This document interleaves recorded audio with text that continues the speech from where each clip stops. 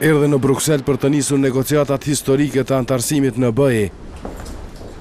Duke qenë se është kështu, kryeministri serb Ivica Dačić u nderua me pritje nga kreu i komisionit të BE-s, Jose Manuel Barroso. Më pas ai nisi punën praktike duke takuar në konferencën ndërqeveritare përgjegjësit kryesor të Brukselit për zgjerim, me të cilët foli për 35 kapituj që duhet negociuar.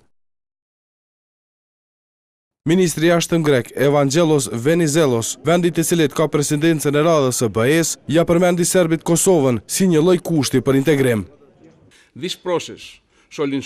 Ky proces duhet të sigurojë që të dyja palët të vazhdojnë rrugët e tyre evropiane duke përjashtuar çdo mundësi që njëra ta bllokojë tjetrën në përpjekjet e tyre. Kosova në këtë kontekst e përmendi edhe komisari për zgjerim Stefan Füle, që tha se ky është një moment historik për Serbinë dhe vetë BE-n. Çelësi krejt kësaj ishte përkushtimi i autoriteteve serbe për të bërë reforma gjatë viteve të kaluara, si dhe përkushtimi i përpjekjeve të vazhdueshme në muajt e kaluar në normalizimin e raporteve me Kosovën. E Dačić tregoi se pse kjo ditë është e veçantë.